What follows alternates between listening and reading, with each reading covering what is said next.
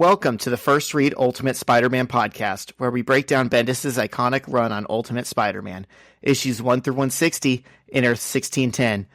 I'm Zach, and I'm joined today by Mr. Worldwide. What's up? How we doing? Great. I'm trying to think of a line that Pitbull says all the time, but Dale. Dale. I thought of that one because I have a friend who is very excited to go see T-Pain open for Pitbull here soon. Dude. And I was like, how do those two have concerts? All of their songs are like featuring other people.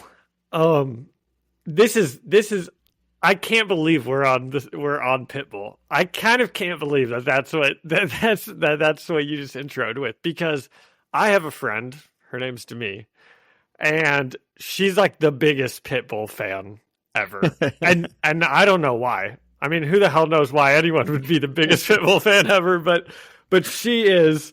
And she also thinks he's like the hottest guy like ever, like inexplicably.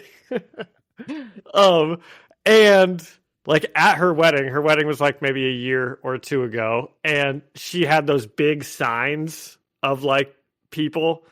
I don't know if you've ever seen like the big head signs get printed out, and you know you can like dance with them. They're like fun, right?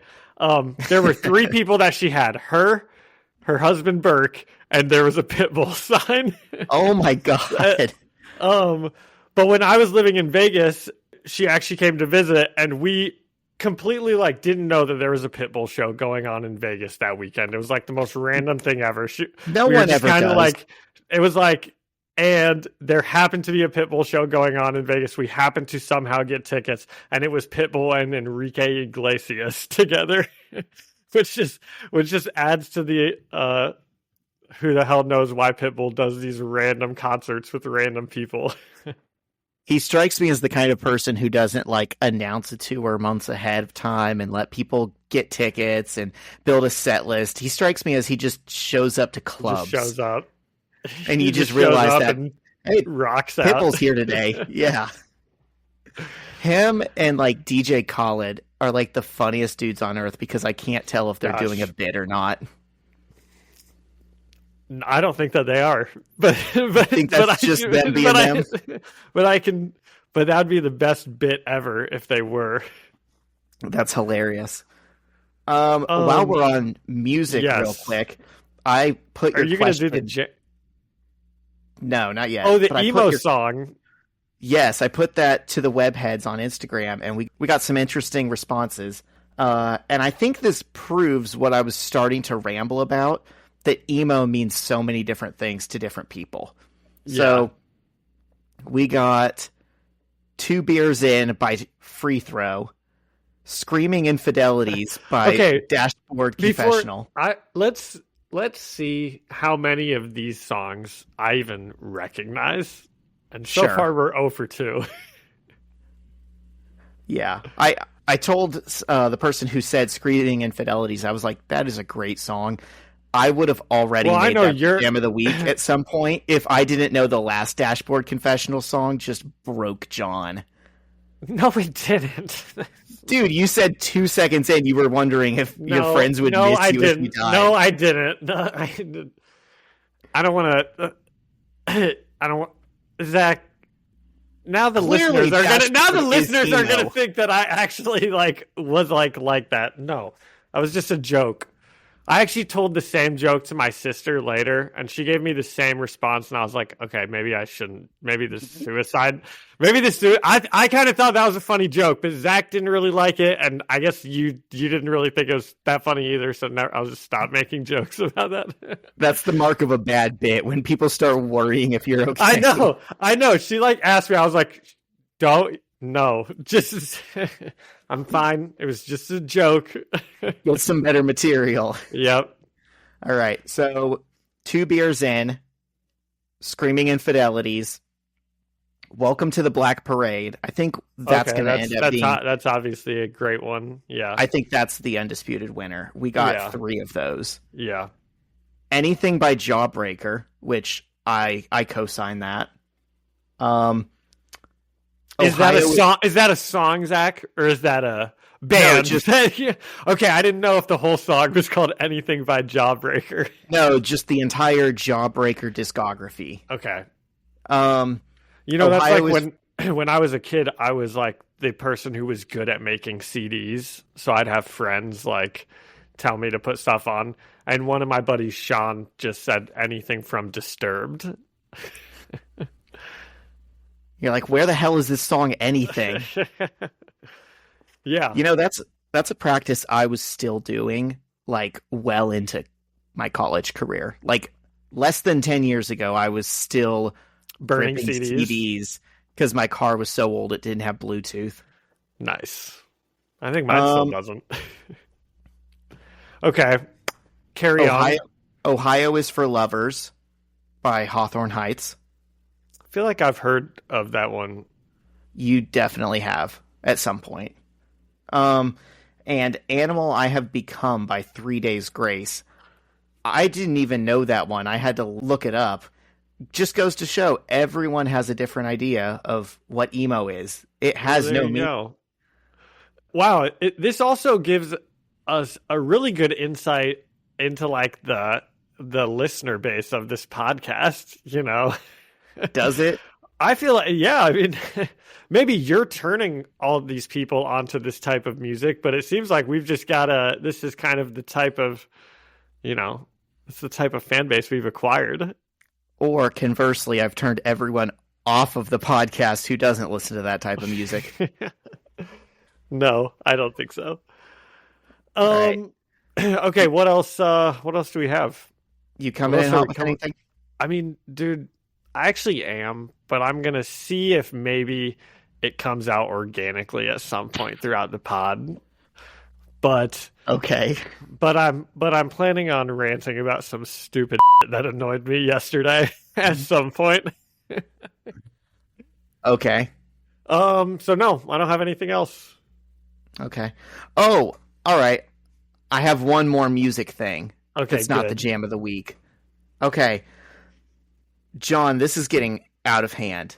So I've already told you about my last two, I don't know if we can call them premonitions or I wished it into existence or what, but I was thinking about Banner Pilot and how they haven't been around for a long time, and then they announced a show.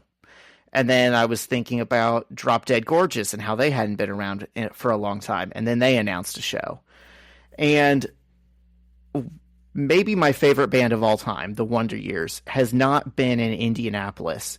Who are these bands, dude? How out of touch am I? How do I just not know who any of these people are that ever get mentioned on this podcast? I've never heard of anyone. Come to the Wonder Years with me. They are coming to Indianapolis for the first time in 11 years this fall. I'm so psyched. And it sounds like they're like a Betty White like fan club or something. No, they're pop punk. They're really good. But basically I called it, and people online who saw me call it and then it get announced were like, dude, you need to go buy a lottery ticket right now. Wow. So I'm on something. So is that what you called that they were going to come back to Indy, and they are? I knew that they were going to be announcing a tour. I was like, really, what I've been doing for years. I have like 7 years worth of tweets where I'm just like bullying them. I'm like, why do you hate Indianapolis? They're from Philly. I literally have gone back and I was like, okay, the last time they were here was 2013. Did the Pacers just destroy the 76ers, or the Colts destroy the Eagles? And they just like have hated us ever since then? No, there's no reason to it. They just, and it's not like they weren't touring. They weren't a band. They've like, maybe Zach, you know, in 2008, Indiana went blue for Barack Obama. And it's like the only time Indiana like has ever gone blue. And then in 2012, it went back red, and it's gone red since. So maybe that tour was announced before. Maybe they just only tour in Democratic cities. Dude, they tour everywhere. So okay, I'm just spitballing theories here. Listen, I've tracked it. This is insane. These are the things they've done instead of playing indie for the last 10 years. They've gone like Columbus, Ohio one day, and then St. Louis 2 days later with nothing in between. They literally like drove through us and didn't stop. Huh. And then they've done 2 shows in Chicago in too small of a room instead of just a proper sized room in Chicago one night and then a proper sized room in Indy the next night and make more money. They've gone to Fort Wayne twice. They've gone to Howell, Michigan. Where'd they go at Fort Wayne? Was it like the Pierre or something? Yeah, the only place in Fort Wayne. Dude, yeah. They've gone to Bloomington, Illinois twice, and I was there both times. Like, Where were they in Bloomington? The Castle Theater. Illinois. Bloomington, Illinois. Oh, okay. Is that even a real place? That's just Unfortunately, it is. I can verify. So yeah. Wow. So when's this tour? I could maybe go to that. I think it's like I could maybe go to that and keep you safe. It's like October or November. They're with the Menzingers. It's a co-headliner. Okay. Nice. I'm done with music now, John. I know this is what people. Well, that actually reminded me. We actually have more to talk about because since I know people get their politics from this podcast, obviously. Why did something happen? I heard something did happen. Yeah, they said your dad was involved in something about the president. No. That's just a joke. Zach's mom. That's good stuff. That's good stuff. Well, I'm glad he's okay. I'm cutting all this. Okay. Well, I don't have anything else. All right. Well, cool. That half that conversation ended up getting cut. Let's send it. I guess we'll get into. I guess before you send it over, we'll get into the President Trump stuff when we get into the boys at the end of the episode, because I'm sure you've watched the boys, right? Were those related? Well, we'll have to talk about it a little bit. I guess. All right. Let's send it over to the Better Business Bureau and then get into these issues. Every business says they're better, but the ones that earn and display the BBB seal back it up. It instantly identifies businesses that are committed to operating with integrity, honoring promises, and telling the truth. Makes you wonder why every business doesn't have it. So look for it, because it's looking out for you. That's why it's the sign of a better business. And find a better business anytime at bbb.org. All right, John, how do we want to do the issues today? Because we're in 2 different series. Who do you think should go first? Well, I was going to ask you the same thing, of course, because also both episodes end on a cliffhanger, right? Or both issues are a 2-parter. Or no, they aren't. Mine isn't. Mine is just a 1-parter. So let's do mine first. All right. There you go. Take us there. Okay. So this is issue 122, and it's written by Brian Michael Bendis, penciled by Stuart Immonen, inked by Wade Von Grawbadger, colored by Justin Ponzer, and lettered by VC's Corey Petit. Were you okay with that decision making? Yeah. Is that what you were thinking too? I didn't care. Okay. Oh, you don't care about anything these days, do you, Zach? The listeners will never know what that's in reference to, because you cut the conversation. Sorry, guys. I'm not going to end up on a list. And also, you shouldn't either. If I have one thing to say on the pod about recent events, it's don't get a knock on your door from the feds because of something you put on social media. That's so smart. That's legitimately the best advice that's probably ever come out of this podcast. Okay. So this is a pretty good little tease here on the title page. Okay, I'm going to read it. It says, previously in Ultimate Spider-Man, Peter Parker and Mary Jane. I don't need to read that whole part. Okay, I'm going to read the second part. Over the course of his young superhero career, Spider-Man has had numerous run-ins with low-rent bad guy who calls himself the Shocker Each time, Spidey has easily defeated the Shocker and his trademark Viro shock units. Zach's throwing up a Shocker sign. But today, it's a different story. And on the cover, Spidey's like, you know, kind of chained up with the Shocker thing to his head. So this is, man. So we jump right into it. Spider-Man is captured and unmasked. He's dangling upside down in chains in a basement by the looks of it. And Houdini could get out of this. Yeah, that's true. No problem at all. This is like literally Houdini's thing. Honestly, the Shocker should consider himself lucky that he kidnapped Spider-Man instead of Houdini.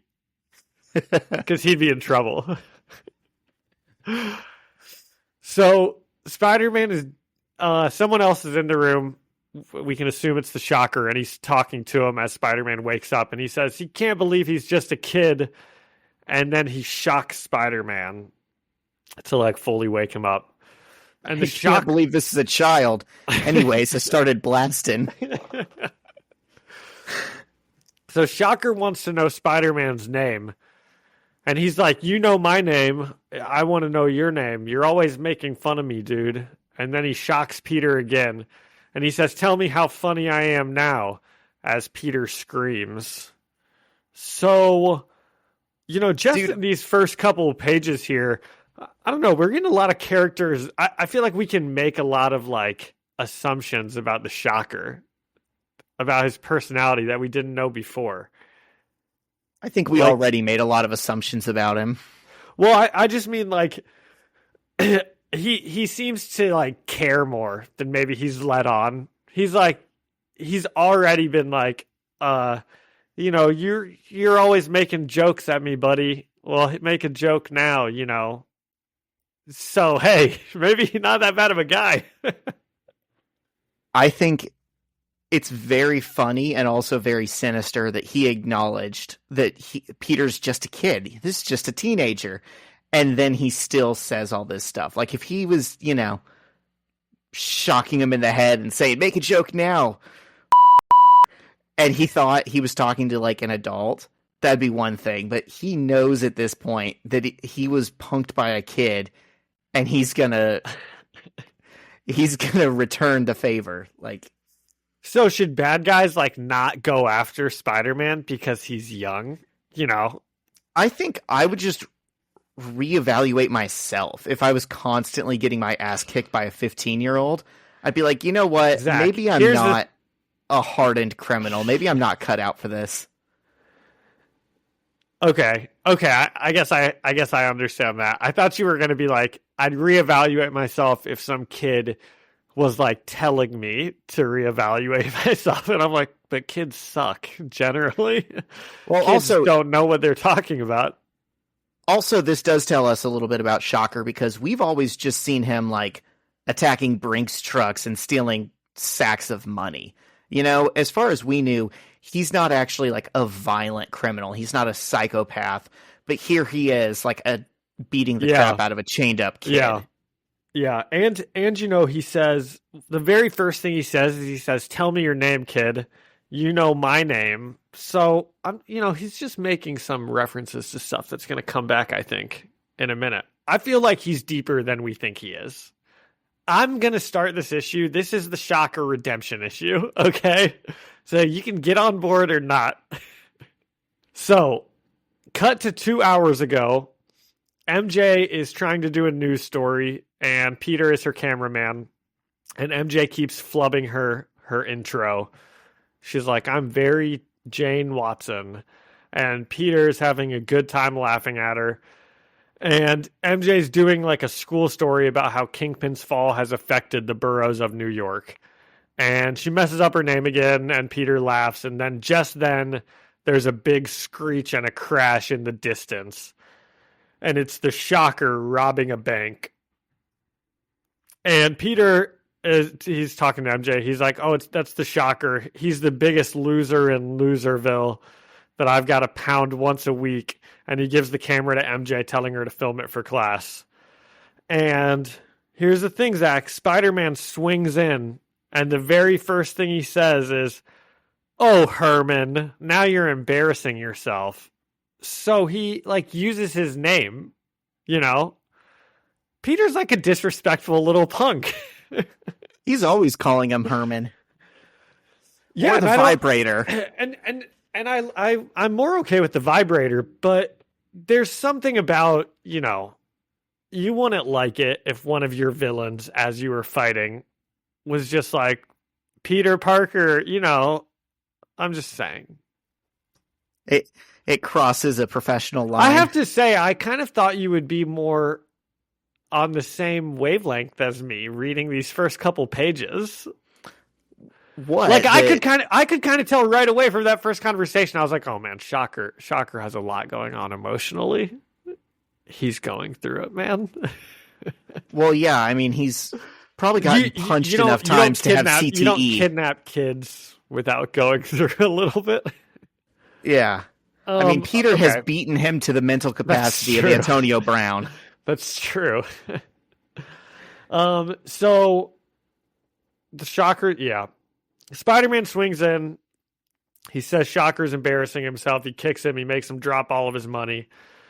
And he's making fun of him a little bit as the onlooking crowd hoots and hollers and laughs at the Shocker.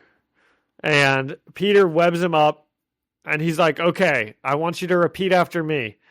I truly suck at being a criminal. My shocking shockers are not all that shocking, which is pretty funny, that thing. And then Shocker manages to shock his hands free, and he does a big shock on Spider-Man with his guns. And he's yelling at him, how'd that feel, as he continues to shock him. And we can see MJ's getting a little nervous watching on. She's Take a shot every time John says shock. I know. I did the rest of this I did it episode. on purpose. I even took out one of my shocks. Dude, I was shocked too many by how shocking it was. Yeah. And Shocker grabs the cash, and he grabs an unconscious Spidey, and he throws him in the van. And he speeds off, but not before looking at the crowd and being like, you guys like that? You think this is funny? Ha ha, funny. Let's hear y'all laugh. You jerks. And he gets in his van and he speeds off. Well, and he's shooting them while he does it. He's just like, anyways, I started shocking. Have you ever read the comic book, The Killing Joke? It's the Batman one with the Joker. You know, its premise for people who haven't read it is that just one bad day, you know, could turn anybody into the Joker. And I think that's what happened to Shocker here. I feel like he's just had it up to here at this point. With Spider-Man, specifically. He just needs a friend. No, by everyone. The whole crowd's laughing at him. It's the media, you know, and he tells us later on you know. So, I don't know, Zach's heart has turned to stone. Shocker. Is he really that bad? We asked the teenager he has chained up and tortured. More at 11. So back in the Shocker's basement, he's berating Spider-Man.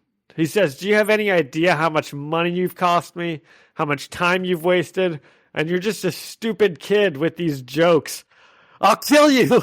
I'll kill you and no one will find you till I'm long gone. Why did you have to laugh at me? What was so funny? And while he's doing this, he's shocking Peter with his guns.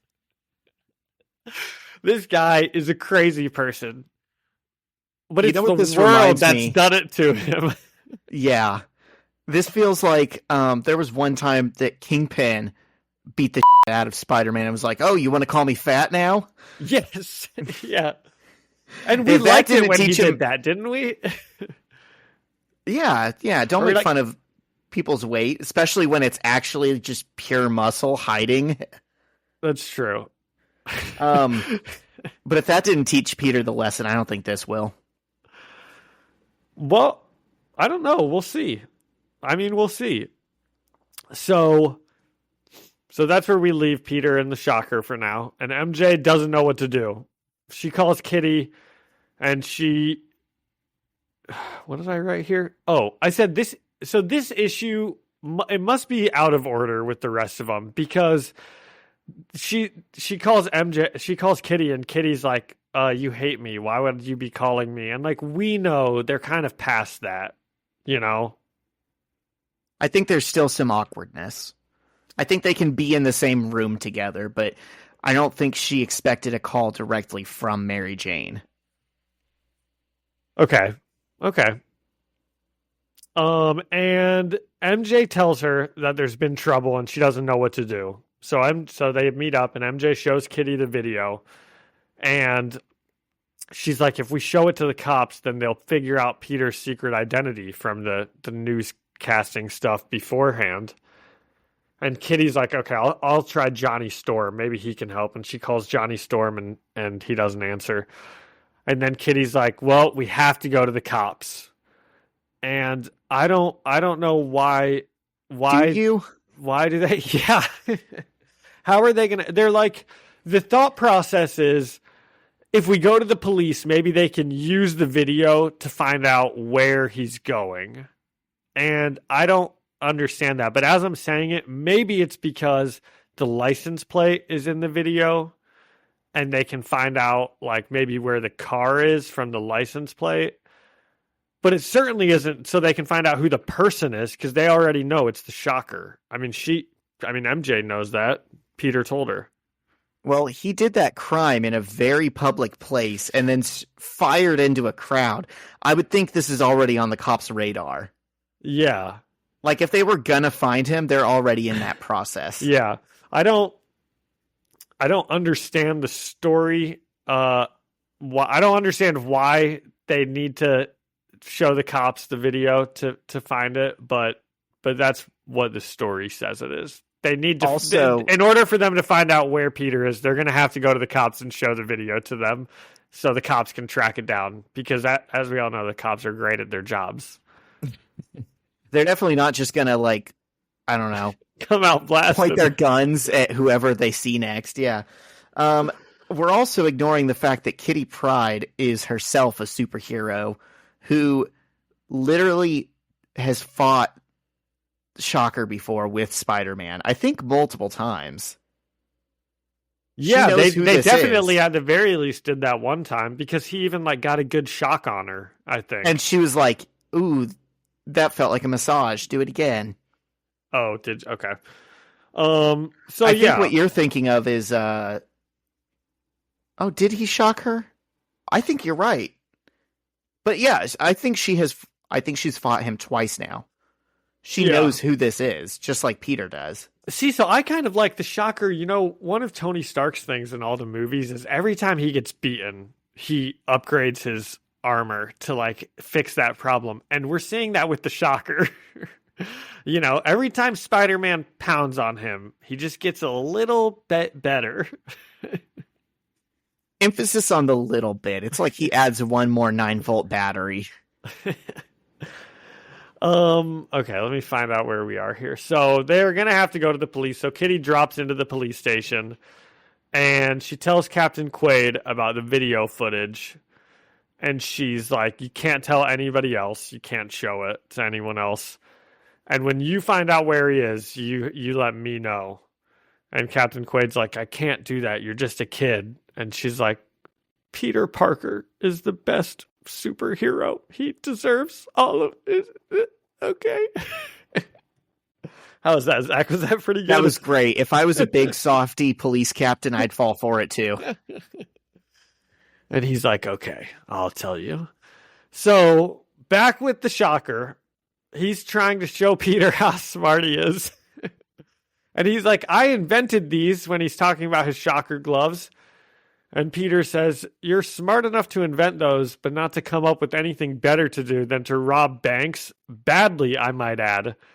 And the Shocker yells at him to shut up, and then he does some more torturing. And the Shocker talks to himself. Help people? Why should I help people? Whoever helped me? And that's when Peter looks at him, and he's like, I feel bad for you, man.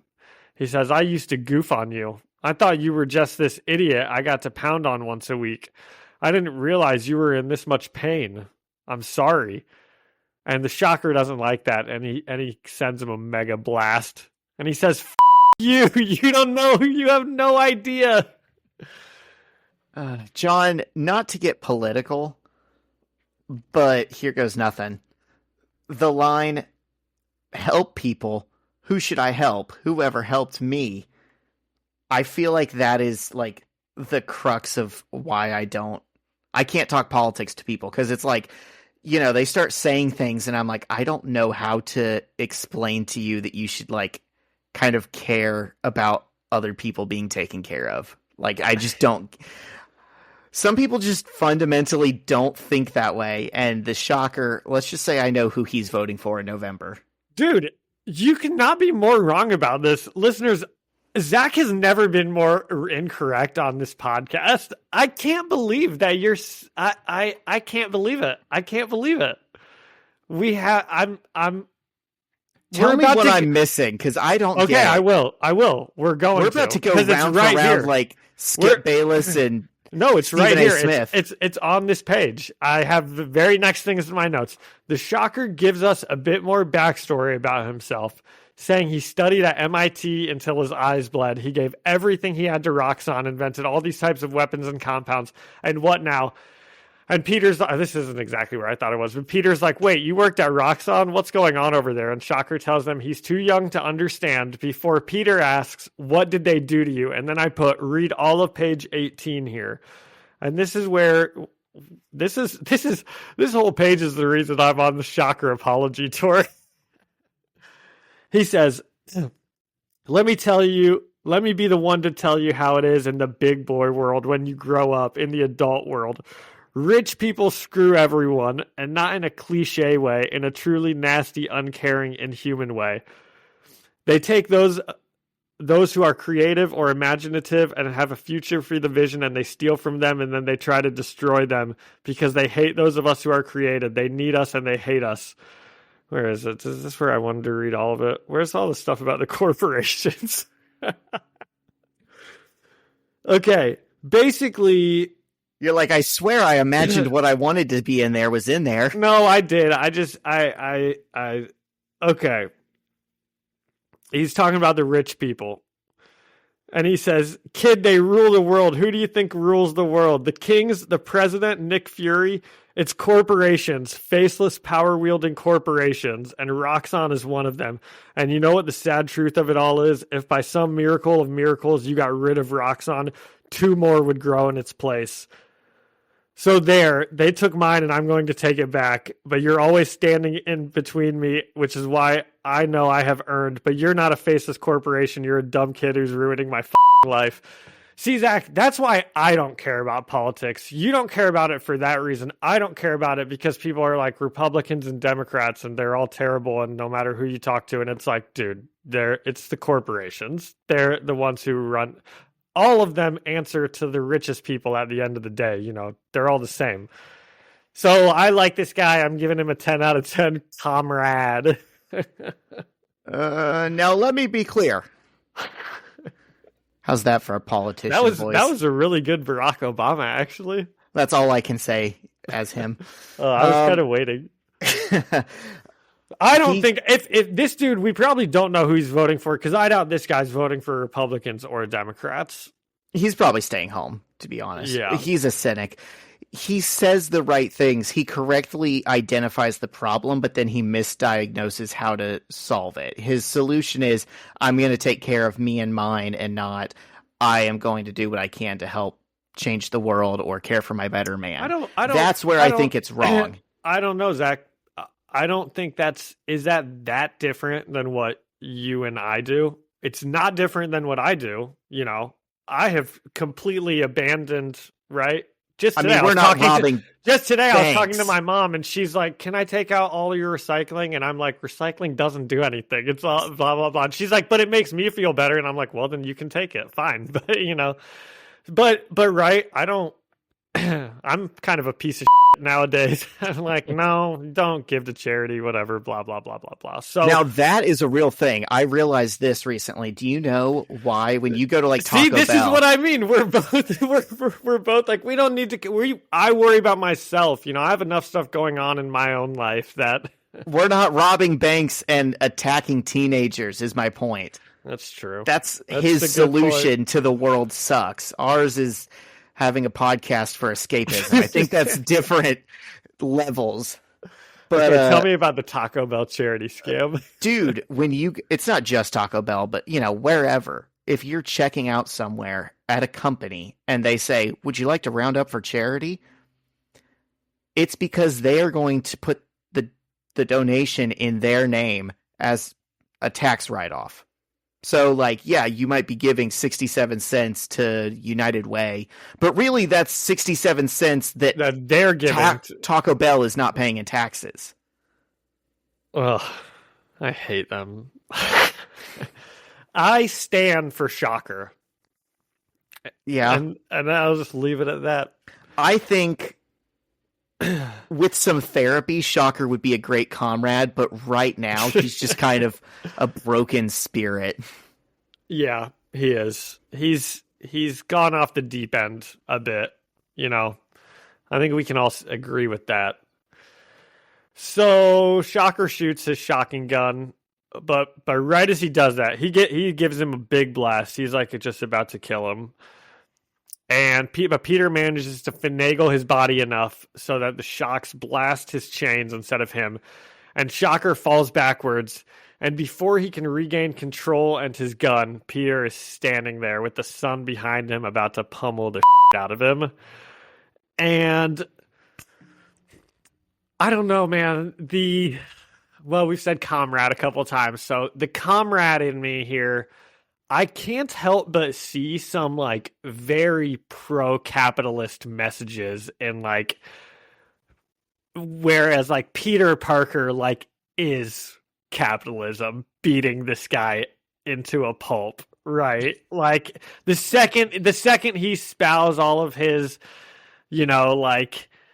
anti-corporate, anti-capitalist bullshit, we just get this would this be any different if it was Captain America standing with a big American flag behind him, about to kill him after he says this? That would be different. But, dude, I think what he said is immaterial to the fact that he had Peter chained up and he was shocking him. I think Peter's beating this. I keep he's not beating this guy because of his ideology. He's beating him because he just had him captive. Yeah, that's true. So Peter punches on the Shocker for a bit, and he's about to fully lay him out when Kitty comes in and he tells him to stop. And Peter's like, I wasn't gonna really kill him. And I don't think he was going to either. I never thought that was on the table, really. Yeah, I thought he was just this guy has kept me kidnapped and chained up. He was about to kill me. And he says, she's like, okay, we have to find your mask. There's more people that are about to come here. And he asks how she found him, and she says it was investigative reporter Mary Jane Watson. And she says she's an outstanding girlfriend. And Peter says, so were you. And then the cops storm in, and Kitty and Peter head out. And Captain Quaid tells the officers to let Kitty and Spider-Man leave, saying, we got the bad guy, before looking down at Shocker and saying, oh, it's this guy again? What a joke. Dude, I feel bad for him, man. He clearly has that's the last thing he'd ever want to hear, if he was conscious. Yeah. It's funny in a dark way. Yeah. It's truly this guy's worst fears manifesting over and over again. Yeah. So let me ask you, you don't think that this is any part of the crazy anti-government, I don't know, you don't think there was any political dude, of course there was. Right. Think of all the page length that was dedicated to his rant. But I think clearly we're supposed to identify with him a little bit. And I think you are. And the fact that the message comes from a villain who still has to get beat at the end of the day doesn't make it any less on the page. But But okay. But here's what makes it like getting laughed at is that the whole issue is about how he's such a joke and so they give this guy who does have this like, you know, maybe political message or something that we might be supposed to agree with, but then they go out of their way to like make him the butt of the joke and even to be like, this guy is an idiot. This is like the stupidest character ever. And then at the very end, even after all this, the place they like leave us on the comic is the police officer being like, oh, this guy's a joke. This is, you know, this crazy guy. Yeah, I don't know, because this is in line with what Bendis has set up before. Like, the corporations are evil, you know? They're like Kingpin and Osborn and Oxon. Yeah. Well, and we also get some... Wow, that's interesting, Zach, now that you say that, because we actually also do get a line in this issue about the police officers being like, I kind of thought it was better with Kingpin, you know? I miss having Kingpin around. At least we knew what the rules are. Now it's like a free-for-all. So... I don't know. Maybe Brian Michael Bendis was going through something right now.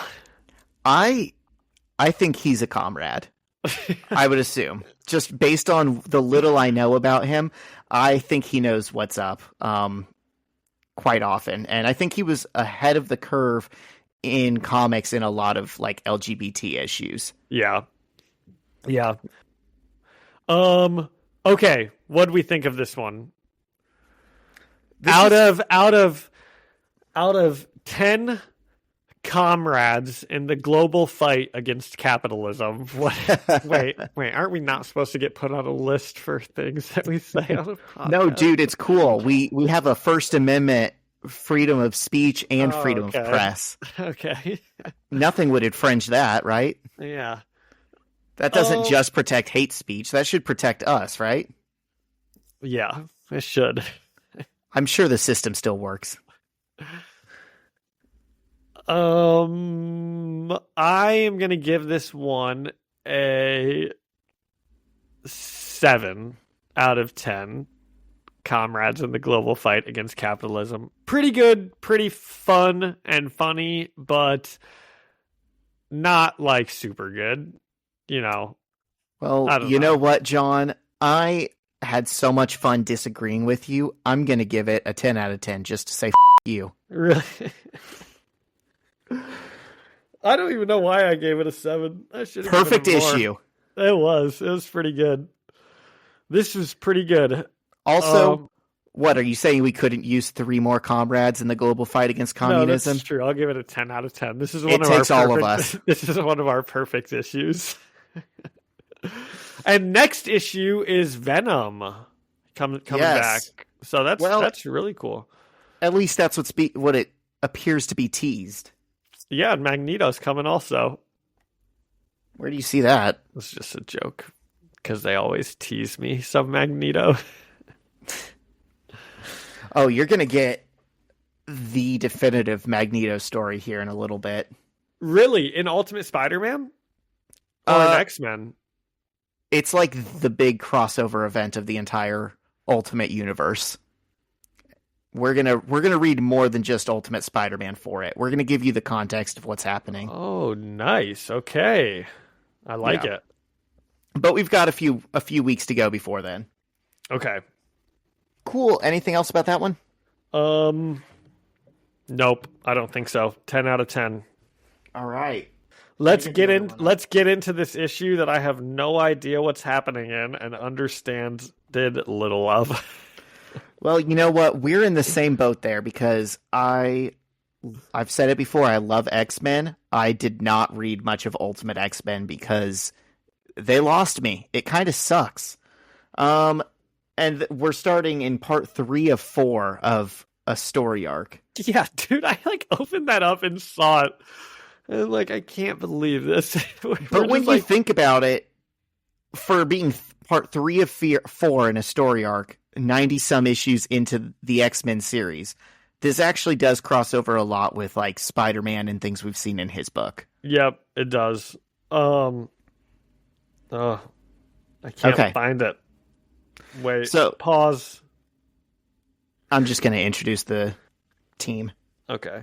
All right, so we've got Aaron E. Coletti as a writer, Clay Mann as a penciler, Carlos Cuevas as an inker, Brandon Peterson as an artist, Edgar Delgado for covers, and Comicraft's Albert Deutschney for letters. Big team. A lot of different artists. And I'm going to read, because we have no idea what's happening, I'm going to read the previously in Ultimate X-Men. It says, while recovering from their battle with Apocalypse, the X-Men were suddenly assaulted by a mysterious group known only as Alpha Flight. Made more powerful by a deadly drug called Banshee, the invading team quickly defeated the X-Men, and in the process kidnapped one of Xavier's newest students and boyfriend of Colossus, Jean-Paul Barbier, aka Northstar. Colossus, bent on tracking down Alpha Flight and saving Northstar, recruited Dazzler, Angel, Nightcrawler, Rogue, and Cyclops to aid him in his cause. Injecting them with Banshee, he boosted their abilities to new incredible levels, but their strength wasn't enough to save Northstar from Alpha Flight. Meanwhile, Jean Grey and Wolverine have been trying to track down the Banshee dealers and stop the drug trade. This mission was complicated when Wolverine learned he tested positive to using Banshee. What is Wolverine's connection to this mysterious drug? And why is Jean so driven? Where did she go when she left Earth after defeating Apocalypse? The answers are here. So, John, let's just think of this as like the beginning opening crawl of a Star Wars movie, where they give you everything you need to know and just say, don't worry about the rest. Okay, I can do that. All right. So we open on flashbacks from months ago, then a week ago, of Jean Grey flying through the cosmos. And she's stopped by a Silver Surfer. Not the Silver Surfer, but a Silver Surfer. So I guess they have many. And he tells her whatever she's doing is disastrous, and the Watchers are intervening, and she has to go home. But and what is she doing? She just like flies past like certain like species, and they just like look at her as she flies on. I don't know. I don't get it. I'm guessing it's like in Halo 3 when you walk past where you're not supposed to, and the Guardians just shoot you. The Watcher says, wars are being waged in your name. Races are committing suicide in your honor. That's intense. Yeah. But it's not relevant to us, so we're going to move forward. Okay. Oh, okay. All right. And she tells him no, she's looking for heaven. And we cut to today in the Danger Room, where there's kind of a reference to that when Jean yells, "Give 'em hell." And we see that she's training with Storm, Iceman, Beast, and Firestar, Liz Allen. And, oh my gosh, is that Liz Allen? That's Liz Allen. Oh my gosh. Oh, wow. Okay, did you see what book Beast is reading? It's Metamorphosis by Kafka. Yeah. Do you know that book at all? I don't. Well, neither did I, so I looked it up because I was like, well, that's probably, I'll look it up. See. Kafka, people like him. So, it's about a guy who wakes up and he's a big gross bug. And he has to like live his life as a bug now. Interesting. And it's about something, dude. There's like some message in it. There was recently a character in X-Men named Kafka who was kind of green and weird, and I'm guessing that's what the reference was. It probably was. Something about the plight of the human condition or something. Wow, yeah, that seems deep. Yeah, it was. I read the Wikipedia summary for it. So maybe that's our next podcast. First read Metamorphosis. Yeah. And so Liz says, man, ever since Cyclops left, Jean's been a real pain in my ass. And Storm tells Liz that Jean can hear her. And Liz says, yeah, she can hear my thoughts too, and those are so much worse. And Liz complains that she should be on Facebook, not learning all this crap about fighting. She could do that. Like, that makes it seem like she's being forced against her will to train to be a soldier. Yeah. Couldn't she just not? Well, can't she also be on Facebook? Like, when this training session ends, can't she just go log on? I guess that's true. But I just love it because that's our Liz Allen. She does not care about any of this. Yep. And Jean gets a psychic distress call from Nightcrawler, who is apparently in Hammer Bay, Genosha. And she thinks he's asking for help with his mission, but then he says, "You have to save us from ourselves." And he says everyone that he's with there is addicted to Banshee. And I didn't know what Banshee was, but it seems like the exact same thing as Kick, which is in the regular comics, which is just like a performance-enhancing drugs to mutants that will eventually make you go crazy and kill you. Yeah. And wasn't Banshee in...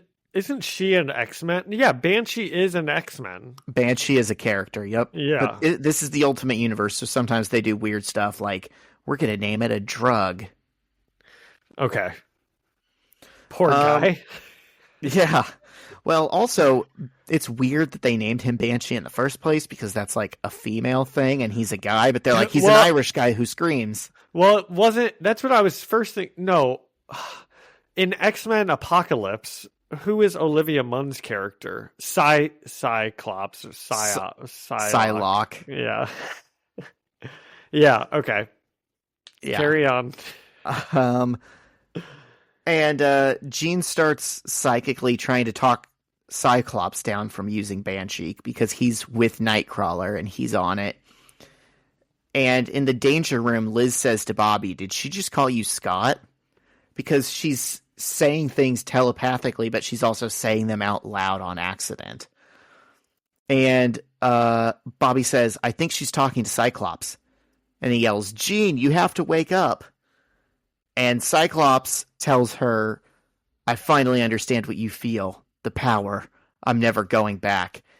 And this doesn't make sense to me, but he shoots his optic blasts into her psychic projection body. That's not really her. It's just like a visualization of her. And somehow she falls backwards in real life. And Beast catches her and Jean tells him, "We have to stop them or else they're going to kill themselves." And we cut to the Bronx where Spider-Man and Kitty Pryde are beating up a bunch of tough-looking dudes. And Peter says, "You screamers put up a good fight, but me and the kitty cat are taking you down." And Kitty goes, "Screamers?" And Peter's like, "Yeah, Banshee addicts. Screamers. Get it? It's all over the streets." And Kitty calls him out for just making that up. And the last guy left standing says Do you think that they have to run this stuff by Brian Michael Bendis? I don't know. I do wonder that because they feel kind of written in character. And well, I'm not sure about me and the kitty cat. Oh, yeah. Someone calls her something else later that's really weird, and I'm like, maybe shouldn't have done that. Dude, it's really weird. Yeah. And there's like one last guy left standing, and he says he's going to kill them. And in my head, I'm thinking, no, you're not. They just took out all your friends. You're like one dude. And immediately he falls dead, and we see Wolverine standing behind them with bloody claws. And Wolverine's like, "You're welcome for saving your lives. And yes, there is something you can do to repay me." Dude, they had it covered. Yeah, I think they were fine. But the three of them go back to Peter's house, where he starts running tests on Wolverine, who explains that he's tested positive for Banshee, but he swears he's never taken it. John, how many employee drug tests do you think have gone that way too? That's really funny. That's hilarious. PCP, I don't know how that got in there. Take another look, man. It's the poppy seed bagels. Yeah. And Peter asks Wolverine why he came to him instead of Reed Richards or Bruce Banner. And Wolverine says those guys would have just turned him into S.H.I.E.L.D. And besides, he's been in Peter's head and knows he's a genius. This really, oh my gosh, I wonder if this came out around the time of the, like, steroid epidemic in baseball. Because that's what this really sounds like. You know? They're like, "I never took this. And he says, "You think I'm guilty? You think I dosed?" I could have hit those over the wall either way. What bothered me about this was he's like, "I've been in your head, kid. I know you're a genius." It's like, no, you've been in his body. You don't know anything about it. Yeah, that's true also. I didn't even think about that. I was like, oh yeah, I guess, yeah. But no, he hasn't at all. That was part of the problem. You weren't in his head, and neither was his head in his body. So yeah, this is what John just said. Wolverine looks at Kitty and says, "You haven't said 2 words to me since I showed up, kitten. You think I'm guilty? You think I'm dosed?" And I cringed reading him calling her kitten and writing it and saying it just now. Yeah. Wolverine likes the teens. Oh my God, no. He does. This one does, but he shouldn't. And also, I don't think in 2008 that was like as sexualized of a term as the internet has made it now. But who knows? Well, finish this scene, and then I want to ask you about it. So yeah. There's 2 ways you can take it. Kitty says, "No, the things you wrote in the letter you had Iceman give me. I just never knew you felt that way. I never knew." And she leaps out of her chair and gives him a big hug, and Wolverine tells her, "You're welcome." Okay, so, like, what? I mean, what? So, what was in this letter, do you think? On one hand, I like that they brought the letter back, because they never told us what was in it, and we saw that in Ultimate Spider-Man, and here they're referencing it in Ultimate X-Men, so, like, good on them for keeping continuity going, but I would feel a lot better if we could see what was in it just to verify. Like, this man shouldn't be around teenage girls. I think let's make sure that this was like a kosher letter, you know? I mean, I definitely think that it was like just a parental, you know, we'll say like a father-daughter type of relationship. But the problem with that is, like, just tell the way us. It's drawn is not like that, you know, like Kitty's reactions are not that of like a parental figure and a daughter figure. And this little hug that they do at the end, Zach, I know that hug. I saw Wanda Maximoff and her brother do that 100 episodes ago or whatever. Okay, they are f***ing. Oh my God. If she was of age, that's absolutely how it would read. That's what I would think. This was a love letter and they need a room. But I am choosing to believe that it said, "Kitty, I've always seen you as, you know, a daughter, and I'm proud of you and you're going to do great things." I'm choosing to believe that's what the letter said. I'm choosing to believe that also. And the other thing that makes it look bad is he does call her kitten multiple times, and oh it's my God, good, and it's bad. But I guess we can choose to think that this Wolverine, who did hook up with Mary Jane in Peter's body, is a good guy. And from what I've read of Ultimate X-Men, pretty much where I was like, yeah, you know what, maybe this isn't for me. They establish real early on 2 things: Jean Grey is 17. And Wolverine is blowing her back out. Oh my God. And I was like, you know what? I'm going to hop off. There was nothing wrong with regular X-Men. I'm just going to go back to reading the 616 X-Men stories and enjoy those. That's such a interesting choice, because why not just make her 18? You know? Because it was a Mark Miller comic and he wanted to be taboo. Is it? Okay. Well, then there you go. Is this Mark Miller or not at this point, but he wrote the beginning of that series. Because that is such a choice, you know. And that's like, at that time, was one of their A-list heroes. Like, Wolverine in the early 2000s might have been one of the top 3 most popular heroes at Marvel. And then you go out of your way to make this version of him suck this bad. I don't get it. Just make him, like, pretty much the same dude we already liked. That's all you had to do. Dude, he had better not screw up Kitty and Kong. Oh. Okay. Like, by being the grown-ass man who steals her from Kong? Yes, exactly. That's exactly what I'm saying. If that happened, we'd have bigger fish to fry, but I can happily tell you that's not where the story's going. Okay. So, that happened. Yeah. And Peter looks up from his microscope. This was funny, John. I was having a brain fart when I was reading this story, and I had to ask Alyssa. I was like, hey, you're smart. You know words. I keep wanting to call this thing a telescope. What the is this called? And she's like, a microscope? A microscope?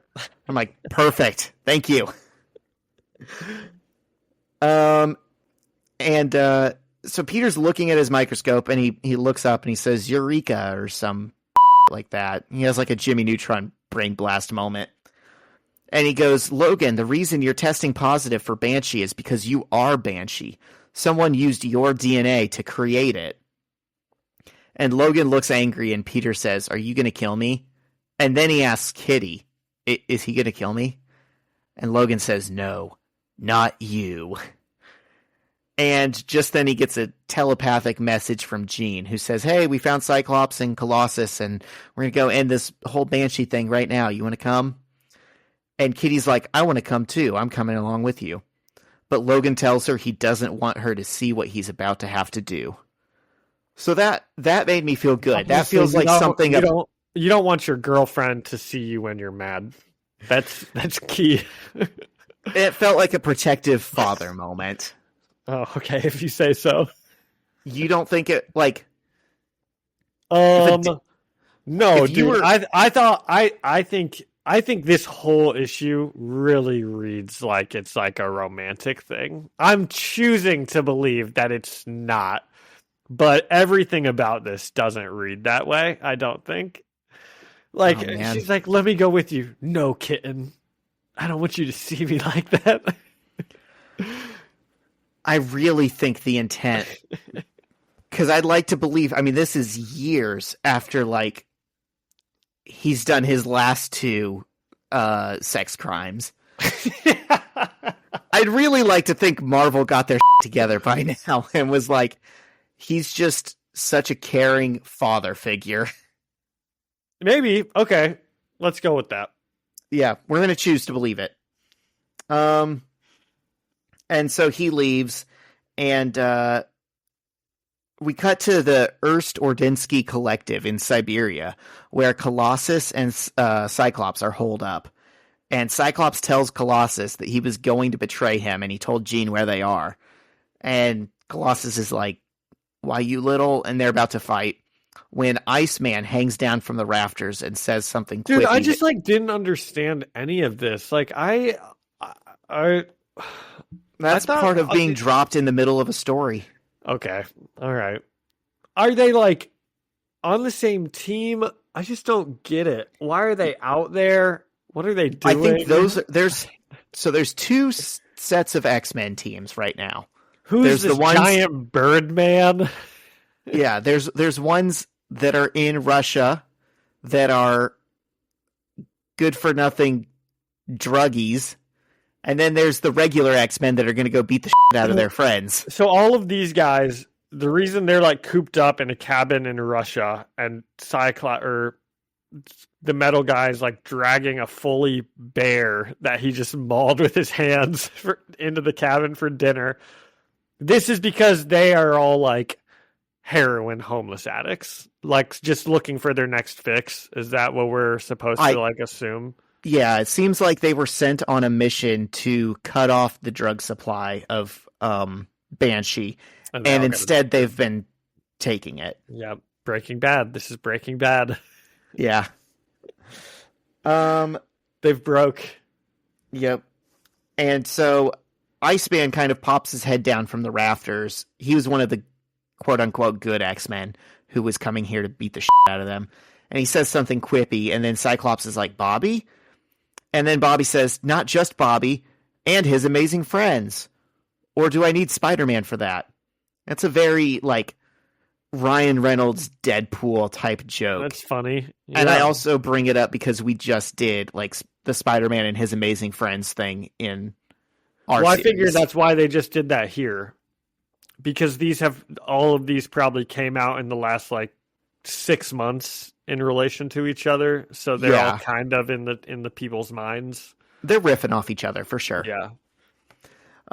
And Jean leads her X-Men. This is so funny that this was like their strategy. They're like, all right, we got to go fight some of our best friends. But before we break down the wall, let's just send Bobby in to make a little joke. Really set the mood. And so the mood is set. And so they bust through the ceiling. And Jean leads her X-Men. And who is the giant bird person? That's Rick Sanchez's friend. Yeah. I'm trying to figure out who you're talking about. Oh, I have no clue.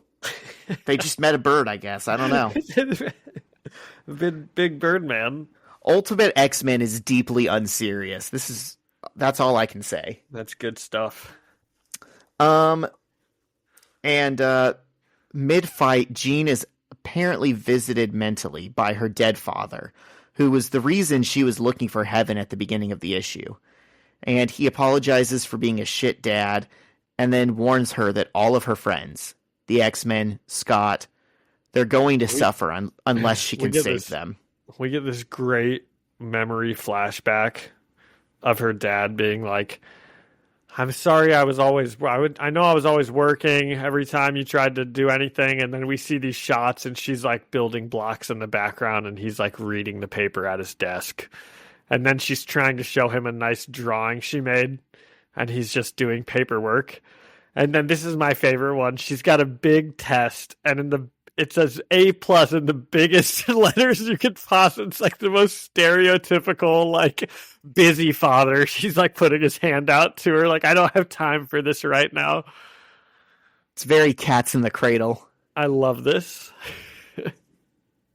And then it's juxtaposed with her meeting Xavier and him like showing her attention. And she's still playing with blocks. She was stacking the blocks early, and now she's like levitating them. And you can just tell he's like, "Good job, Jean." And it's like, oh, she finally got the father figure she needed. Oh. But this is just an interesting little foreshadowing. He says, your friends, the X-Men, Scott, they're going to suffer unless you can save them. And she falls through a flaming portal back into the battle. And Colossus picks her up.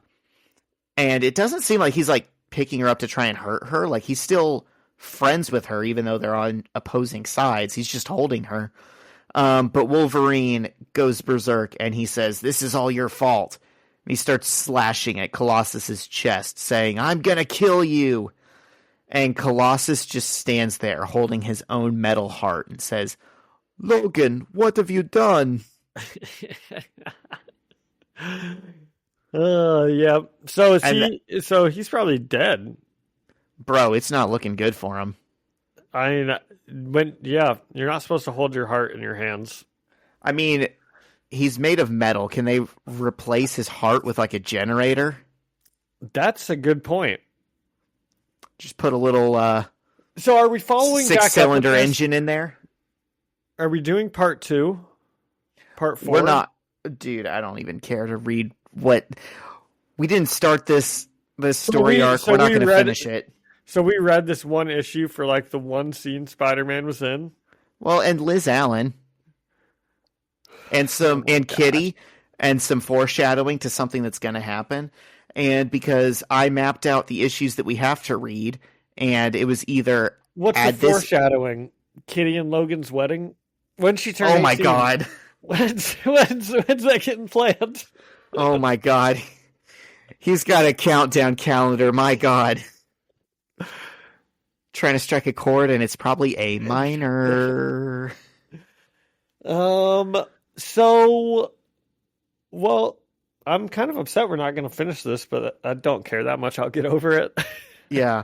It was either this or at some point we do a 3-issue episode, and I know you don't like those. Yeah. Okay, so what's our rating on this one? Out Out of drugged up X-Men? Yeah, out of 10 drugged up X-Men. Yeah. I'm going to give it a 7. It is not as bad as a lot of Ultimate X-Men that I've read, but also we are kind of confused on what's happening. I'll give it a 7 too.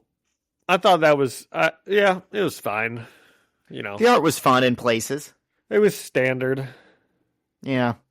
I mean, it left you wanting to know what happens next, so I guess that's a win. Not really.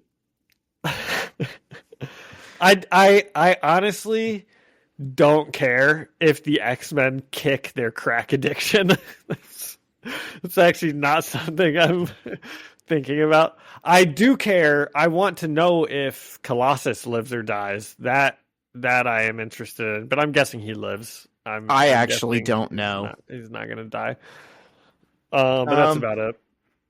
So, if you want to see us read more Ultimate X-Men, or you want to see how this... we have good news for you. If you want to see how this story ends, we have bad news for you. We're not going to finish the story, but we will be reading some Ultimate X-Men once we get into the Ultimatum event. All right. Oh, I did see this said something like Countdown to Ultimatum or something. Or yeah, they know it's coming. It's a big company-wide push. And wow. It truly, unlike most big company crossovers, it actually is going to change everything. It is pretty significant.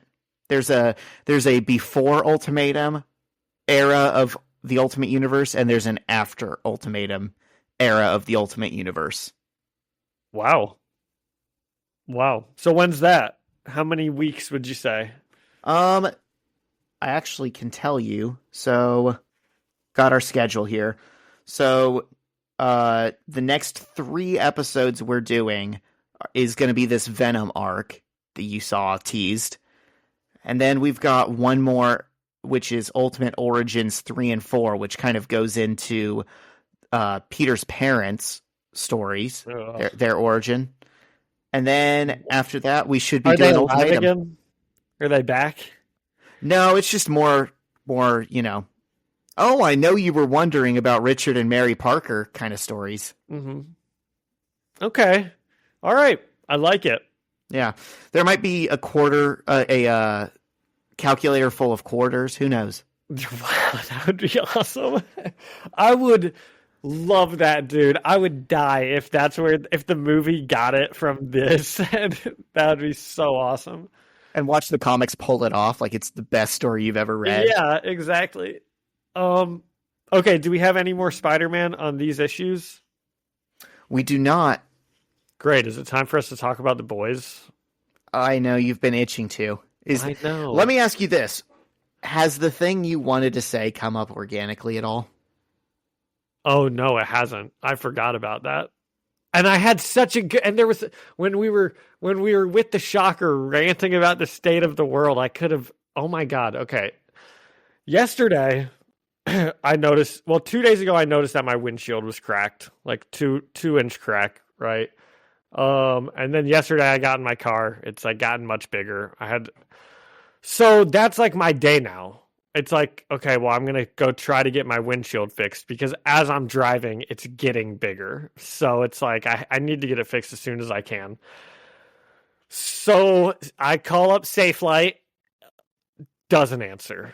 It's all automated. You can't get a hold of someone. I know it's for my convenience. It's all automated, Zach. It's easier on me because I can just go to the website and get it done, except the website is down.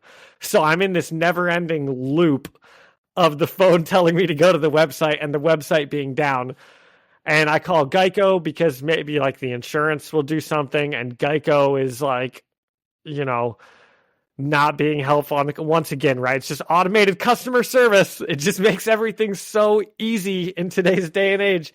And I can't get anything figured out. Apparently there was some like nationwide system shutdown yesterday. Were you aware of that? Yeah. My buddy couldn't play NCAA because of it. Dude, I know it like grounded flights and was like a big deal for companies and stuff, but that was like the complaints I kept hearing why can't I play my Xbox? Well, I didn't know that it was a whole thing. I knew Geico was having a system stuff because they couldn't help me when I finally got in touch with someone. And I'm like, okay.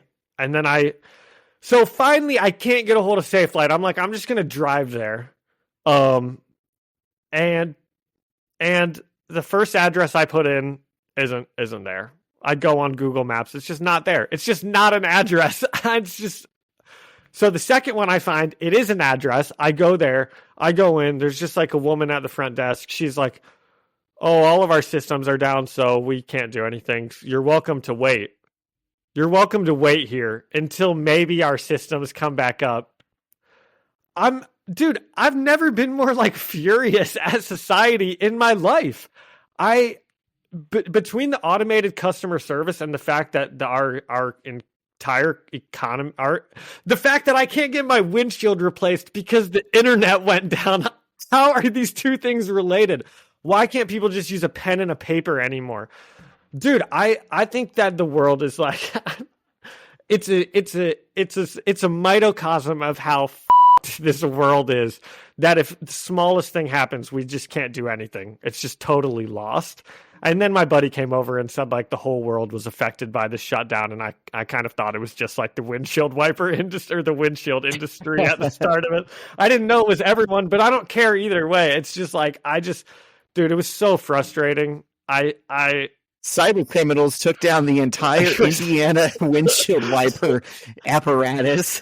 I felt like when I was on hold with automated reps and it felt like I was Dennis Reynolds in It's Always Sunny when he's just like, I'm just talking to the automated phone. And I'm like, yes, yeah, transfer me, definitely, yeah. Oh, this is very helpful. Yeah, this has been. Oh, go to the website. That's helpful. Yeah, that's great. Your website doesn't work. This is why you related so much to the shocker today. You were like, you know what, buddy? I think I'm that close to snapping too. Dude, I'm telling you, it was one bad day. So that was my rant about society. Yeah. What's the thing that's like the thin veneer of civilization or something, where it's like we're all just pretending to not be wild animals on the verge of killing each other. There's some movie that I haven't seen that I like. It's a Michael Douglas movie. Maybe you've like heard of it, but like he does that. He like goes crazy. And it's because he like it's about that same thing where it's just like one man who's like just had it up to here with like everything in his life, and he gets to McDonald's at like 10:31 and just snaps and starts killing people because he can't get breakfast or something. And I related to that character yesterday. I was just like, this is absurd. How is it this difficult? John, don't say anything on the pod that's going to get get a knock on your door. I know. But I won't go to Safelite. I'm like done with Safelite. After that, I called up some like second tier, windshield replacement and I'm like, I'm going to this company because I hate Safelite. And guess what? I called them and a person answered the phone and I scheduled my appointment to get my windshield repaired. It was like in the before times, Zach, when we could talk to people on the phone. Anyway. John, do you know the modern day folk hero that is the Killdozer? No, I don't. Oh my God, you don't know the Killdozer? I love introducing people to the Killdozer. A couple years ago, me and some friends were at the NFL Combine, and it was like the part of the day where they're not doing fun things like the 40-yard dash. They're just like measuring dudes. And we're just sitting in the bleachers at Lucas Oil Stadium, and we're just talking about the Killdozer and watching the video of the Killdozer on our screen and just like have like in our own little world. He was this guy in Colorado who like owned some kind of truck repair shop. And according to him, who knows if this is true or not, but he had just been fucked over by the city council and the mayor and all these people who like, you know, did some things where it's like there was one main road to his company and they closed it off and diverted it and he lost all his business, and then they made him pay to replace the sewer pipes and all this and that. And it's like they just ruined this man's life to the point where he bought like some kind of like Caterpillar, like industrial, like construction vehicle. And he used his equipment and he like welded steel plates over it and made himself a tank. And he had like holes that he could shoot out, and he had like 10,000 rounds of ammunition, and he sealed himself in. Like there's no getting him out. And he just went on a rampage and absolutely destroyed City Hall, destroyed the library, destroyed the mayor's house. Wait, is this real? This was real. This was like 2005. They had no idea what to do. They were like shooting at it and it didn't do anything. And my God, I'm looking at this. The cops like commandeered a crane to try and fight him. So there was like a fight between a homemade tank and like a construction crane. Could he shoot, or was he just running stuff over? He was like running stuff over and shooting into walls. He didn't kill anyone. He just damaged property. Okay, and, well, that's good. That's a good protest. He destroyed this crane that they tried to have fight his machine, and eventually his motor just overheated and he like couldn't go anywhere and he killed himself. And he's just like a symbol of people who have had it and are like hate the government. And I have no idea what his personal politics were, but just the idea of like that someone has done that before. Oh my gosh. It was kind of cool. I'm sure this guy is very anti-government, anti-everything you can possibly think of. Well, I'm gonna end up going on a dive about this guy when we you can watch the like chopper footage of his whole adventure. That's funny. Okay. Let's talk about The Boys finale. Yes. What'd you think? Boy, were our predictions wrong for like who survived and who doesn't. Yeah. I think we maybe I think we misunderstood how this season 4 and 5 were basically going to be like one story, you know? Like I think because otherwise I think they would have like maybe there would be more stuff that happened in this finale, but they're really just gearing it up for season 5, I think. Yeah. We called the Homelander post-credit scene. Dude, you called that Homelander, Soldier Boy. Yeah, Soldier Boy. Liberty Boy. You called that perfectly. That was awesome. I don't know if you picked this up. This was a fun Easter egg that made me lose my mind. In Supernatural, Bobby Singer's catchphrases were about this. "Idjit" and balls. And they had him say that, like, both of those things within 10 seconds of each other. It was right next to each other. It was, yeah. You know, I thought it was really funny. This is one of the first things I noticed. I watched it once, and then I watched it again, and I took down some notes here because I knew we'd want to talk about it. MM woke up on the day that the president is going to be assassinated, and he put on his dead president's shirt. I know. And I think that's really... To go defend him. To go, like, and then his security detail. He went and defended him, and he's wearing the same shirt. That'd make me very uncomfortable if I was the president. I would not like that. Also, how were they allowed to have their cell phones down there? He's like, he wouldn't oh have my God, recorded. Annie, I know. How did you find me? And she's like, find your cell phone.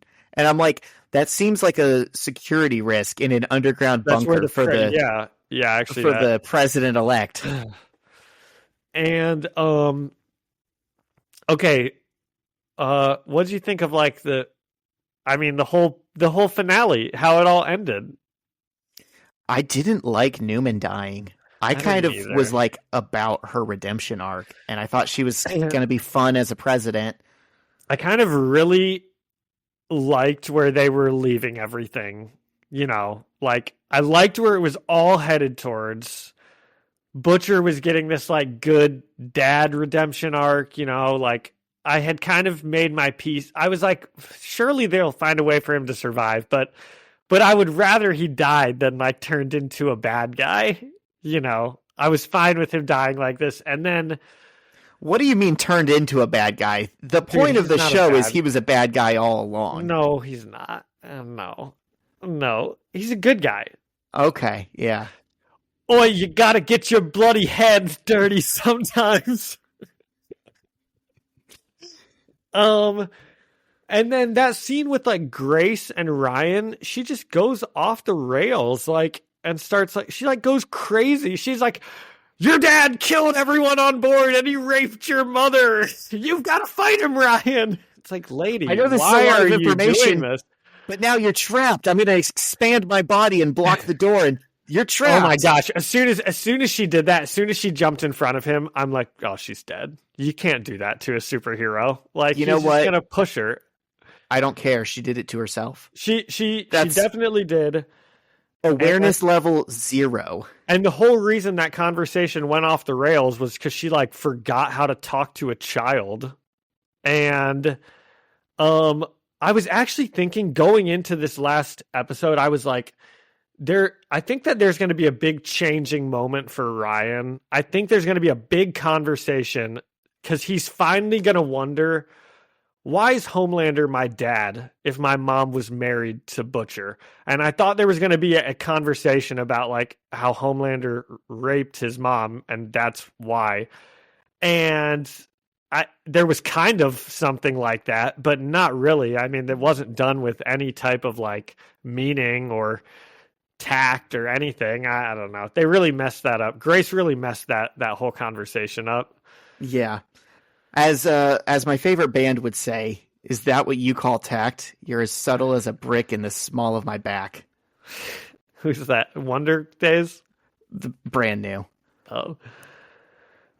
It's like them, the Wonder Years, and Bright Eyes like are constantly cycling for the number 1 spot.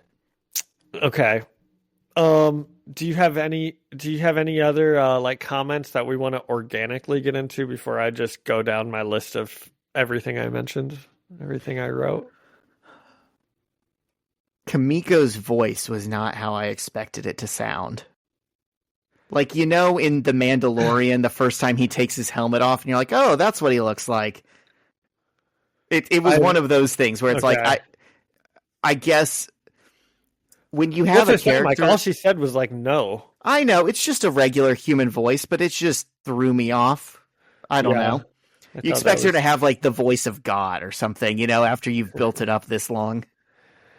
I thought that was sweet. I really didn't like that final scene of them all getting arrested. Like, I was like really worried they were just all gonna die. I was like, yeah.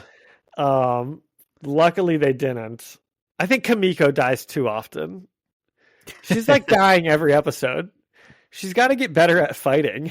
That's part of the fun of her. When you have a character with like an insane healing factor, that's the one you throw at the wall and make splatter all the time. You know?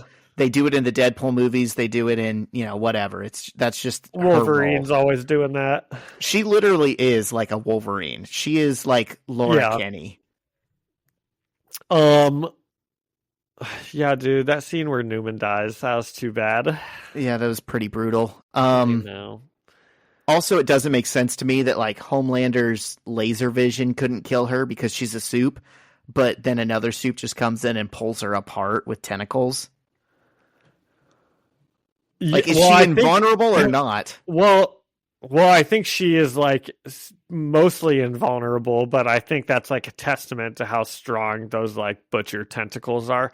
Have you seen the Boys Diabolical cartoon? No. Okay, there's like a cartoon that they released between like season 2 and 3 or 1 and 2 or something, I don't know. And it's got like 10 episodes in it, and only 3 of them are like canon, that the showrunner, that Eric Kripke says is like canon in the universe.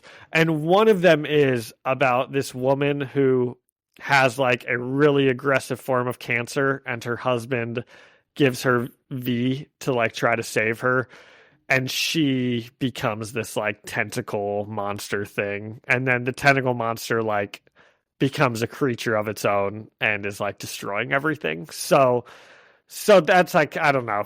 I Sounds think like it's the Venom arc in Ultimate Spider-Man. Yeah, I've heard that people saying like, oh, this is like Venom with Butcher, kind of. Dude, it's pretty gross how Homelander's just like openly drinking breast milk now. Like in front of everyone, and he's like, cilantro. Oh, that was disgusting. Yummers. Oh my God. Yeah, that was like, dude. Did you you notice? Keep your fetishes to yourself a little bit, okay? Yeah. You know what I don't want the series to end with like Homelander wins and he kills everyone, but I think it would be so funny if it did, and then it's just him left on the earth and he's like trying to enjoy his life and like his water starts coming brown in his faucet and he's like, well, I killed the last plumber. I don't have any way to fix this. Like, I want to see him realize that he needs people for the first time when it's too late, because that's like what he deserves. I've seen a lot of things that are saying like the best way for him to end would be not be to die, but it would be to be depowered. And I think that would be like poetic, but I've just seen it enough times now where I don't want that to happen. You know, like I don't know how I want this show to end. I just want them to do a good job with it. I agree. Yeah. Yeah. Did you notice earlier in the season they made fun of the Robert Pattinson Batman movie, and they're like, there's a 10-minute sequence in complete darkness and we have Nirvana on the soundtrack, and then it's like, how do we end this season? I know. Let's put some Nirvana on the soundtrack. Wow, that's funny. I didn't notice that, but that's pretty good. They also were like, we just scrapped the movie. We knew we'd make more from the write-off, and that's a Batgirl thing. And Acme versus Wile E. Coyote, or whatever that movie was. What's that? What are you talking about? They made some live action Wile E. Coyote movie that was supposed to be really funny, and it had some like big stars in it, and they never intended to release it. And people who have seen it said, yeah, I like this. It's a good movie. And they're like, we're just going to write it off for taxes. And delete every copy. The Fantastic Four movie, Robert Corvin's Fantastic Four from back in the day, was like made and scrapped. It was like made as a write-off. Yeah, well, I've also heard there was like, if they didn't do something with it, they were going to lose the rights. Yeah. So they're like, fine, we made a little movie and 12 people have seen it, and that's it. Doesn't matter. Okay. Huey's sexual abuses. Boy, did they handle that weird, huh? Zach, is it just us that thinks it's wrong if you have sex with someone pretending to be somebody else? Because nobody else seems to think that that's that wrong of a thing to happen. That was insane that in 2024 they made him like the butt of the joke, and they were blaming him and saying like he should have known. Dude, there's been 3 episodes in a row where he's been like raped, and they don't talk about it at all. It's just surprising. Of course not, because he's a man. I know, it's just surprising. He definitely should have known it was Starlight. Okay, let's play a game. It's, would you have known it's not Shyla? And I think he said his tell was that she was dressing nicer around the house. Get out of here. Stupidest speech I've ever heard of his, being like, you know how I know it wasn't her? Because, yeah, she was dressing nice and you're always in sweats and she didn't find her keys. And no, you knew it was her because she repeated the exact same words that the shapeshifter said to you like 2 days ago. You know, there was... When he should have figured out it was her. Oh, when was it, dude? I was just... Maybe did I write it down? There was a moment where he could have realized it was her, and and he just didn't. But I don't know. Maybe it was when all of the stuff got deleted. None of them noted. None of them were like, That's what I thought. How did all of your computer get deleted? You know, nobody thought to ask that question at all. They just immediately moved past it. They're like, okay, well, I guess it's all gone. Well, we should care about that, especially when there's a shapeshifter like running around. Yeah, this show, it's like it's the last dying breath of like edgelord in superhero media, and this was a bad example of it. Like, this was something that they should have known was a little too far, you know, to handle it this poorly on something like that. I just think it wasn't handled like realistically between like the people. They didn't act like themselves in that situation, you know, like when they find Starlight and she's back after like 10 days of being held hostage, and Huey like walks up to her like they're acquaintances that like don't know each other that well. He's like, hello, how are you? And it's like, dude, haven't you guys been dating for like 4 years and living together? Like, there should be more like worry, right? Shouldn't he be like running up to her being like, oh my God, I'm so sorry. Like, what happened in the last 10 days, you know? They both clearly have like stories to tell. I don't know. I just didn't think it seemed very realistic of like anyone's and what anyone's personality would do in that scenario. Amazon, put us in the driver's seat. We know The Boys is successful. Just imagine the heights it can reach with us as showrunners. Just let us do a quick pass on the scripts before they go into production, you know? Okay, I said the most unrealistic part of the show in 4 seasons was Robert Singer getting arrested at the end of it for like hiring a hit on Victoria Newman. That didn't even work. Well, but the public could think it works because now she is dead. The team he hired to kill her killed her. But there's just no way. Everyone would be like psyched for him. Yeah, we've seen a president order a hit on his own vice president, and we're just kind of cool with that now. Yeah. Yeah. Pretty good all things considered, I think. I know some people weren't really digging this season, but I liked it. I'm pretty excited for season 5. I hope they lean on the more into rewatch, Supernatural.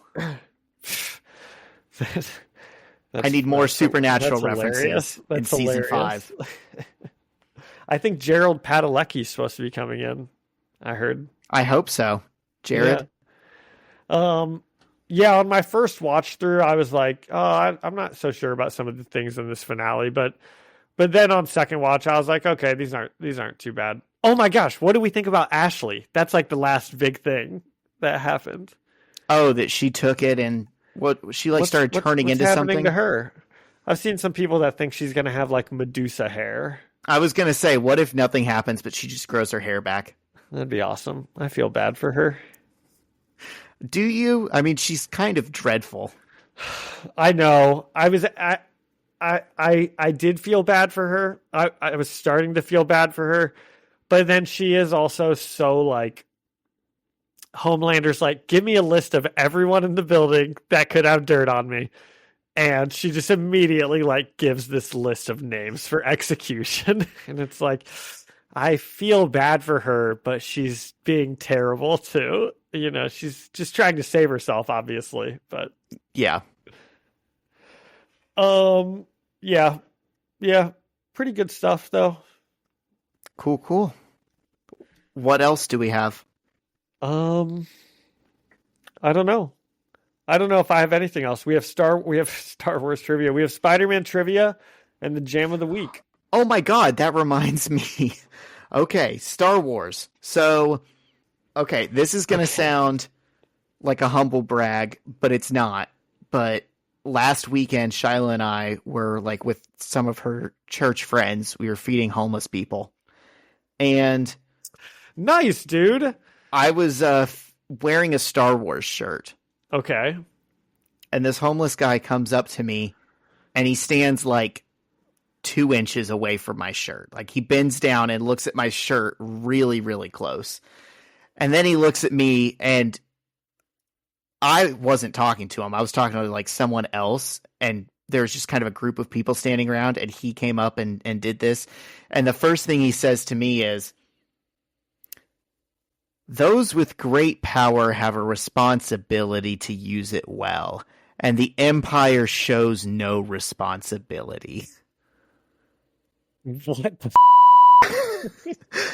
Where do you go from that? dude? What was he trying to like? That's so funny.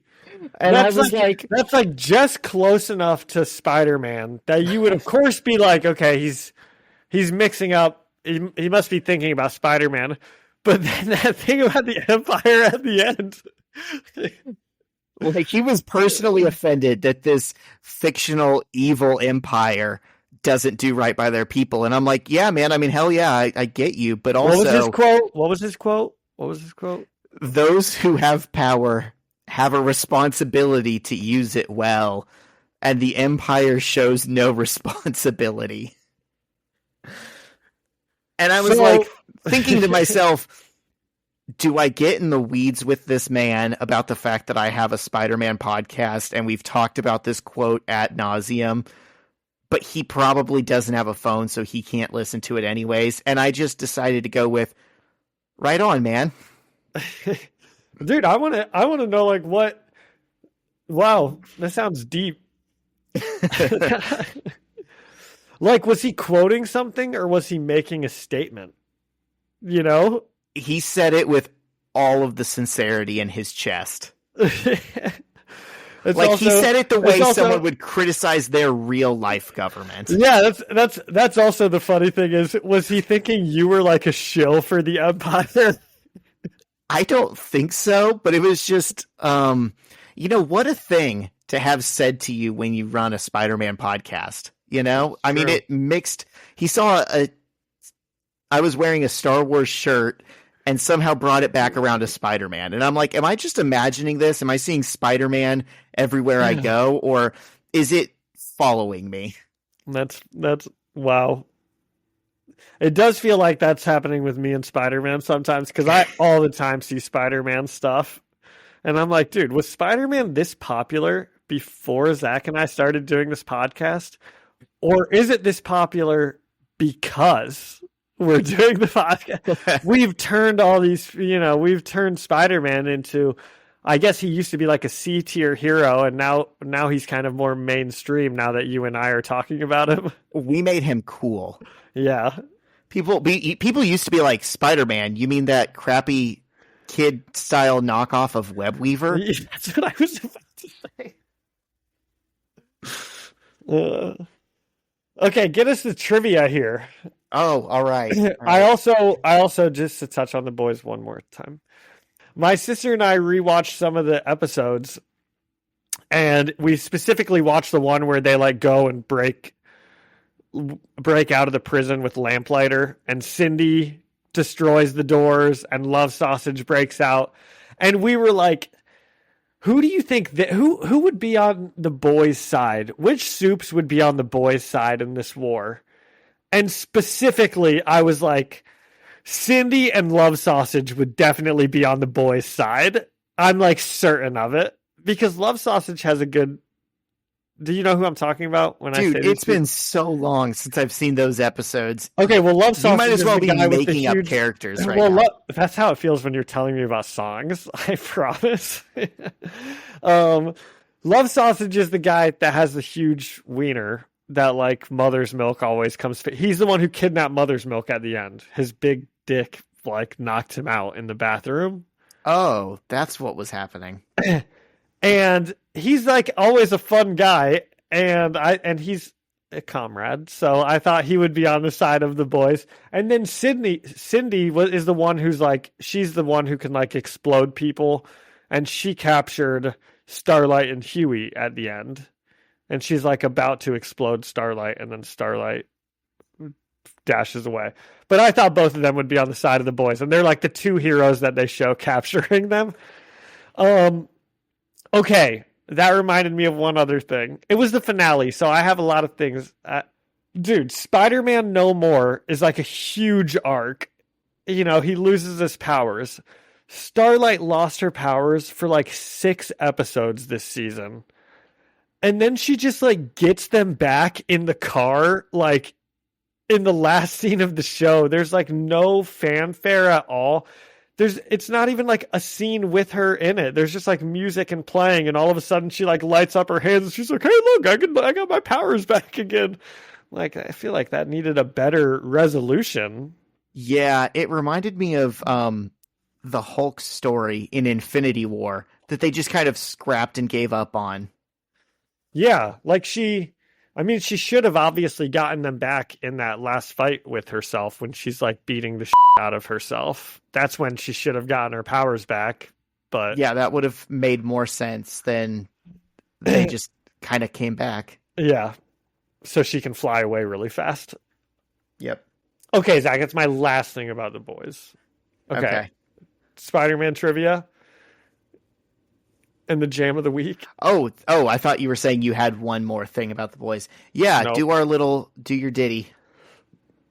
Oh, yeah, sorry. It's Spider-Man trivia time. Doo-doo. Oh. Is that it? Usually there's a ding, but okay. Ding. All right. Okay. What happened to Peter Parker's parents? Peter Piper's parents picked a pack of dead. They died, right? Plane crash. Yes. Though the details and timing of that accident aren't completely clear, it says. Okay, also, because people keep changing the damn story. It's absurd for Grace to be talking to Ryan. Oh my God. And to be like, he killed everyone on Flight 37. Dude, he has no idea what that is. That's like the last thing you could say to him that would mean anything. I doubt Ryan knows what Flight 37 is. Hey kid, were you watching the news about 4 years ago? When you were 6 and your mom was like keeping you in a house away from everything?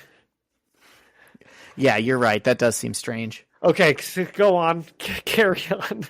Oh my God. 1 for 1.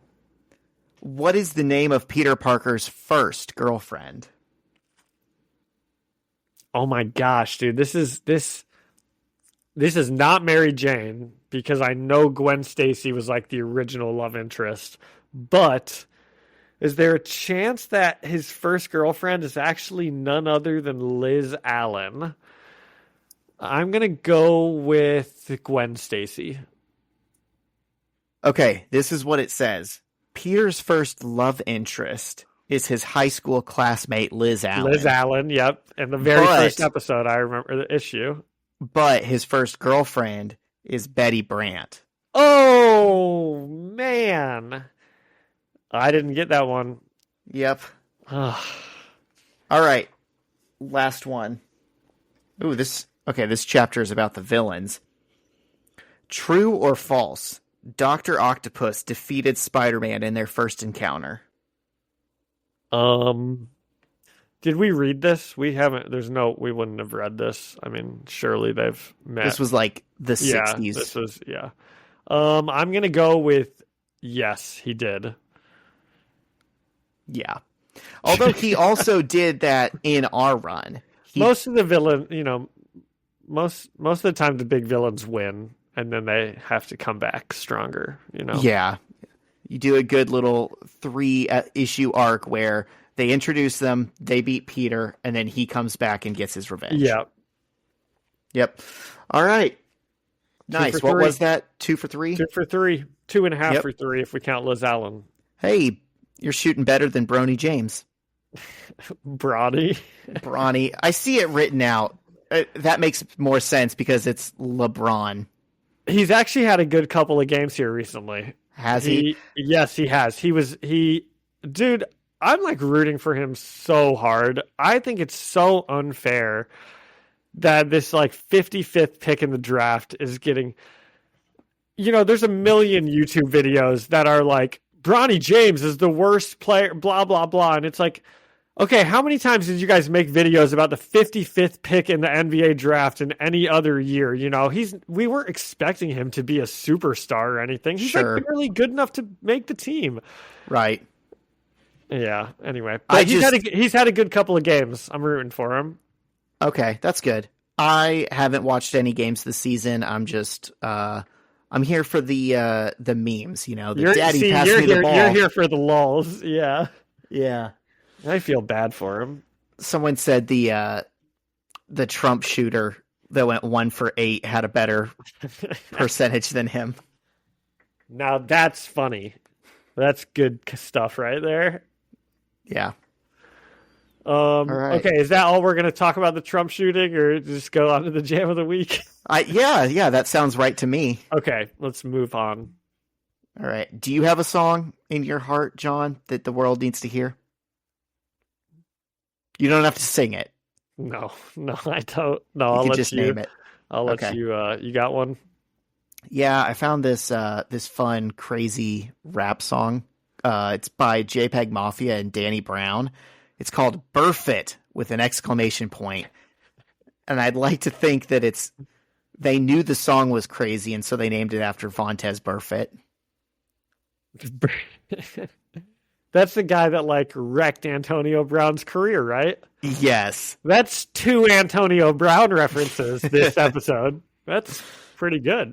I watched that game where he did that like absolutely insane hit. I remember He was like a madman the entire game. I mean, he was just doing dirty play after dirty play. That was like the 3rd time he hit someone like that.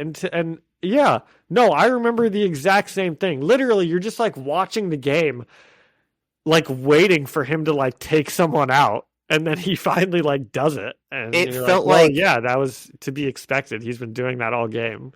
It felt like when you watch highlights of football in like the 70s where everything was legal and they're like clotheslining guys at full speed and like punching through the face mask and stuff. I mean, it was absurd. This guy was playing football with prison rules. Not like our favorite player, Bob Sanders, who would famously launch himself like a bullet at people. Yeah, no, he did it with class. Yeah. Okay. Is that it? That's it. All right. Thank you to Ian Hickey for the music and Alyssa Seaman for the artwork. And thank you all for listening and leaving a review or a comment. You can find us the First Read Ultimate Spider-Man podcast on Spotify or Apple Music or anywhere else you find podcasts. And you can come and chat with us and leave us a comment on Instagram at First Read Podcast. Send us an email at firstreadspidey@gmail.com or find us on YouTube, First Read Ultimate Spider-Man Podcast. See you next week. See ya.